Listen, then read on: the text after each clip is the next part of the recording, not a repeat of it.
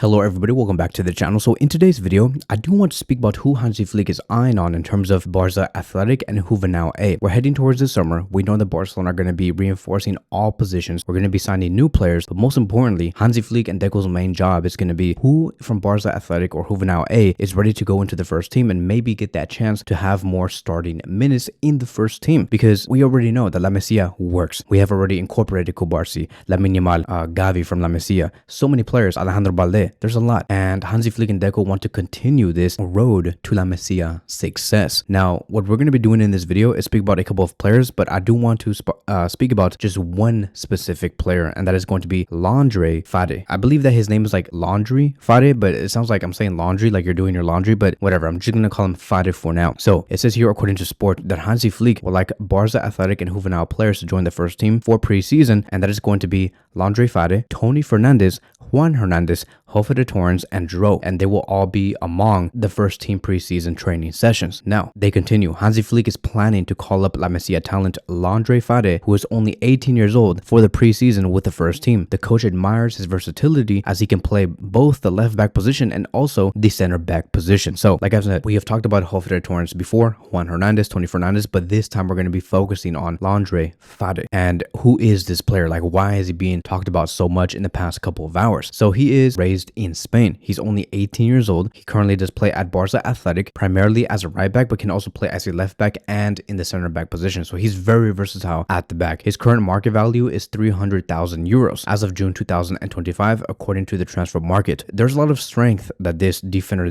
does carry, and there is a reason why Hansi Flick wants to bring him in, because look, we know that Barcelona want to incorporate a brand new left back, and that is going to be Grimaldo if Gerard Martin does leave. We also do not know what's going to be the future of our center back position. So right now, there is a reason why Landry Farré is looking at first team minutes, is because Hansi Flick really does like him. He's versatile. He can play across all defensive positions, making him a very ideal tactical asset for Flick's system of 4-2-3-1 or 3-4-3. His physical profile is fast, strong in duels, aerial dominant, ideal traits for modern defenders, right? Tactical intelligence, he does read the game well, shows composure under pressure, and demonstrates advanced spatial awareness for his age. He does slot in either flanks without compromising build-up play or defensive coverage, and his mentality is also elite, right? It is his endurance, his sacrifice, and his consistency have been praised in a lot of reports, suggesting that he is mature and has good first team attitude. And during the 2024-2025 season, he has played in the youth league, and he was a UEFA Youth League winner. Played as a left back in the final against some team, I forgot what that team was called, but they won 4-1, and he had a critical display of his big game mentality. He also got a first team call-up, included in the squad for the Champions League semifinal versus Inter Milan. Even though he was unused, the trust from Flick was very much evident. With Barça Athletic, 21 appearances, logging in at 1,205 minutes and showcasing strong defensive metrics despite no goals or assists. In terms of youth international, he represented Spain under 16, under 17, and under 18, and he was seen as a future national team candidate. In terms of his weaknesses, I would say that he's a little impulsive based off the videos that I did see. He was previously noted for occasionally overcommitting in duels and sometimes just making those mistakes, right? I think that this is very common for any defender. It happened to Kubarsi, it happened to Piqué when he was, I think, like 17, 18 years old back in 2006 and 7. And once again, very much, I would just say, common on all young defenders. They overcommit because they do get nervous. We even see that today with Ronald Araujo. Sometimes they overcommit, they make a mistake, they allow the opposition or the forward to pass through them very easily. And I will also say that he has over-reliance on solo play. Less inclined to opt for quick passing in early years. This does seem to be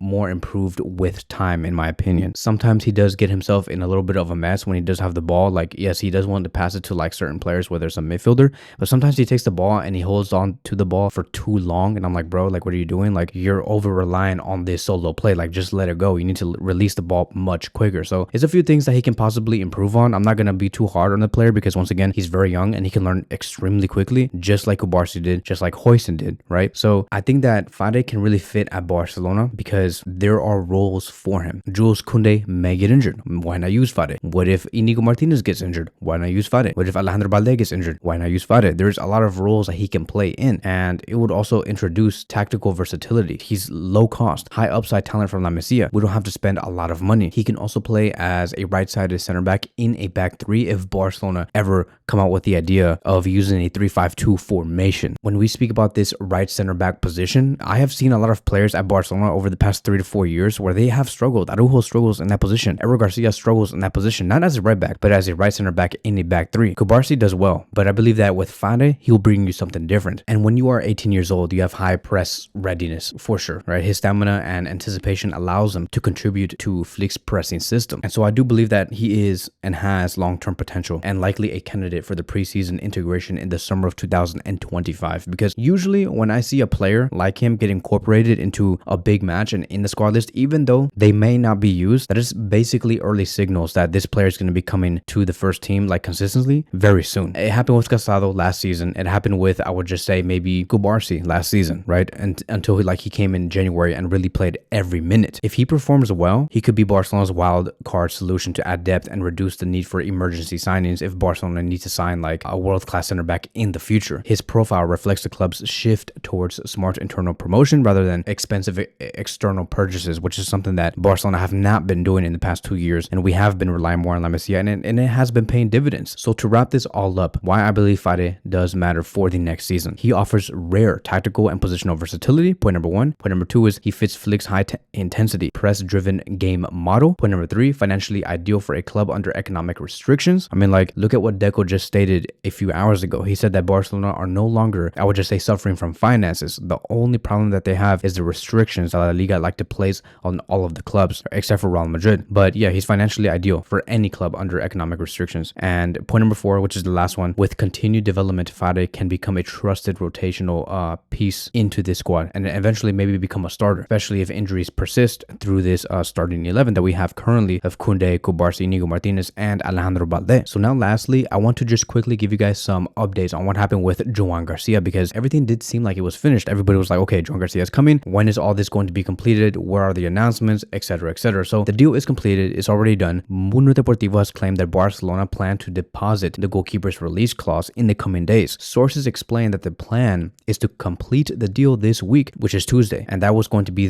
basically the big day. The registration of the goalkeeper and the sporting commitment to him is the priority of Flick and the technical management. So don't worry, Barcelona will be paying the 25 million euros for the player. It's going to be happening on Tuesday, which is going to be in about 9 to 12 to maybe even 14 hours from right now, depending on where you're at in the world. But yeah, Joan Garcia is a FC Barcelona player. Do not worry about anything. And before you guys do leave, please do your best to support this channel. We are currently trying to get to 100k subscribers very, very soon. So if you guys end up liking this video, like the video, click the thumbs up button. Also subscribe to the channel. I would really, really appreciate it. So that is it. That is going to be wrapping up today's video. Thank you guys so much for watching, and I will see you guys in the next one.